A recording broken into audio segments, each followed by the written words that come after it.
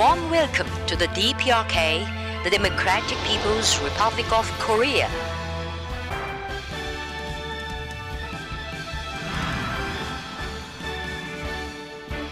Salutare lume! Ce faceți? Eu am să vă spun astăzi cum am făcut ceva ilegal în Coreea de Nord. Pam! Pam! Totul a început când am mers la cumpărături într-un supermarket. Da, dragii mei, am fost la cumpărături în Coreea de Nord. La acest supermarket nu poți filma, așa că, din păcate pentru voi, nu am nicio imagine de acolo. Însă am o poveste foarte bună. Așa că stați pe recepție și ascultați-o. Acest supermarket este singurul loc unde poți schimba bani în moneda locală. În toate celelalte locuri de unde puteam să cumpărăm ceva, adică suveniruri, plăteam cu banii noștri, adică euro, dolari sau yuani. Însă, în acest supermarket am putut să mergem să ne schimbăm banii, să primim bani locali, care se numesc won, și cu care am mers apoi la cumpărături.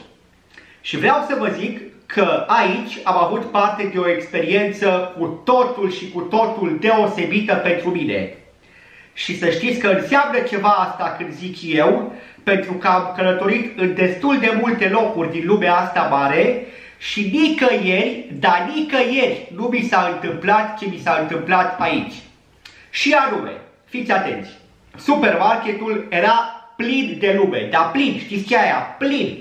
Am aflat apoi că a doua zi era o sărbătoare națională în Coreea și lumea nu lucra și de aceea erau așa de mulți oameni în supermarket și făceau cu toții cumpărături, aveau coșurile pline, toate casele de marcat erau pline de oameni, am stat la rând cred că jumate de oră, foarte mult a durat toată treaba, însă ce a fost cel mai interesant, în afară de faptul că am văzut atât de mulți oameni într-un supermarket care cumpărau atât de multe lucruri, iar eu aveam ideea preconcepută că magazinele lor sunt destul de goale, la fel cum erau ale noastre pe vremea comunismului, dar se pare că nu e așa.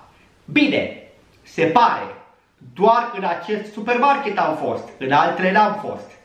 Nu știu cum este, așa, în general vorbind. Eu am fost doar într-unul singur. Bun. Însă, lucrul care m-a frapat cu adevărat, care m-a șocat, a fost faptul că, deși eram îmbrăcat în costum național, popular, evident, aveam fața de european și nu de asiatic, nimeni, dar nimeni nu se uita la mine. Pentru prima dată în viața mea m-am simțit invizibil. Era ca și cum eu eram un nord-corean, care arătam ca ei și eram îmbrăcat ca ei. În acest fel se comporta lumea vis-a-vis de mine, adică pur și simplu nu mă băgau în seamă, nu se uitau la mine, își vedeau de ale lor. Deși era plin de lume, plin, eram înghesuit, știți ce aia? Coș la coș, umăr la umăr. Bă, și nimeni nu mă arunca o privire. Și încă o fază tare ce s-a întâmplat aici. Eu vreau să cumpăr dulciuri și băuturi alcoolice. Bă, și nu știam exact ce cumpăr, pentru că totul era în coreeană. Nu înțelegeam. Deci tot ce am cumpărat după poze. Dar la anumite băuturi am întrebat o doamnă care lucra în magazin și am văzut-o că punea marfa pe rafturi, câteva lucruri despre acea băutură. De exemplu, am întrebat-o la o băutură de fructe, ce fructe conține.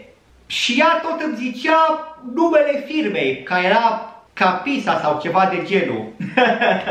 Și o întrebam, what fruit is this? Și am zicea, Capisa. Ca și cum ai întreba Fanta de portocale, ce fruct conține? Și ai primit răspuns Fanta. Bun, văd că e Fanta, dar din ce e, ce fruct? Fanta. Cam așa a decurs discuția noastră. Altă fază, am cumpărat ceva ce am crezut că este bere și am întrebat-o dacă este bere. Iar aici, pauză totală, nu a înțeles nimic. Dar a trecut pe lângă noi o doamnă și așa din fugă i-a aruncat lui asta un cuvânt care mă gândesc că înseamnă bere sau alcool sau ceva de genul și apoi asta a înțeles și mi-a zis pe engleză că da, e bere sau ceva de genul, nu mai știu exact. Însă ce mi-a rămas în minte a fost faza asta. Deci tipa aia, fiți atenți, așa din mers, nici nu s-a oprit măcar, nu m-a întors capul și a aruncat lui asta un cuvânt. Bla bla bla bla. Și a mers mai departe. Deci a auzit discuția noastră, a înțeles-o și a zis lui aia ce vreau eu. Bă, foarte straniu a fost, foarte straniu. Și chiar și la casa de marcat, bă, stăteam acolo în rând, mă uitam la oameni, chiar încercam să mă uit la ei în ochi.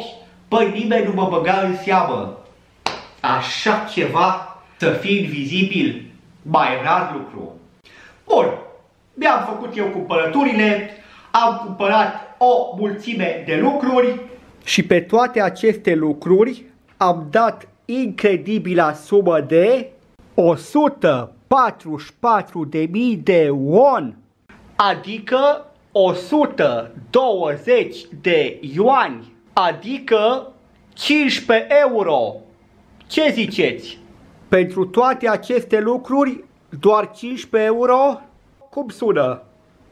Mult? Puțin? Dar faza știți care e? Că sincer, în mare, habar n-am ce am cumpărat. Știu ce am vrut să cumpăr, și anume dulciuri și băutură.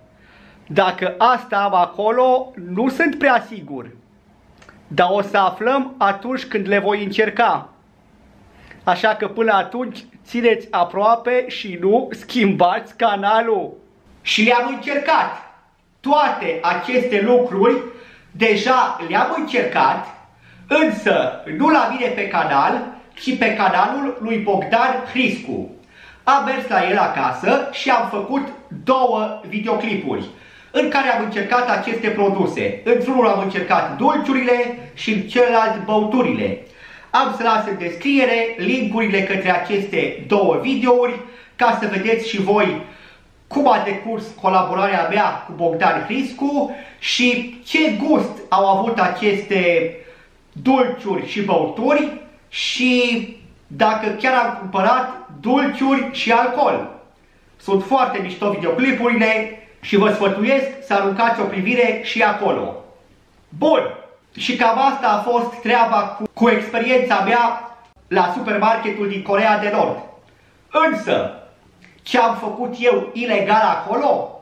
Stați așa că vă spun acum. Acolo puteai să cumperi cu moneda locală, dar nu puteai să o scoți din țară. Trebuia ca după ce ai făcut cumpărăturile, toți banii care ți-au rămas să-i schimbi înapoi în moneda ta, euro, dolari, ce vrei tu. Însă eu nu am făcut asta. Eu am păstrat 2 bancnote din Coreea de Nord. Lucru care este ilegal, nu este permis. Dar eu am riscat, am luat aceste 2 bancnote, le-am ascuns în borseta cu produse de igienă personală și am sperat că acolo la vamă nu vor căuta, însă au căutat, dar am avut noroc și nu le-au găsit. Așa că am adus acasă cu mine o bancnotă de 1000 de won, o vedeți aici cum arată,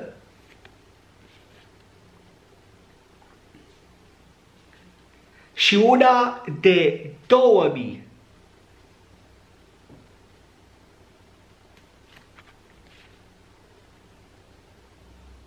Repet, acest lucru nu este permis, dar totuși eu l-am făcut. Că de ce naiba, mă gândeam, am luat și eu 2 bancnote, care, apropo, acum deja știți valoarea banilor lor, nu valorează nimic. Mă gândeam ce poate să mi se întâmple și dacă mă prind cu ele. În cel mai rău caz să mi le ia, nu? dar bine că nu m-au prins și am putut să le aduc în țară și să le am drept amintire. Și niciodată nu voi uita de unde am aceste bancnote și ce mi s-a întâmplat acolo.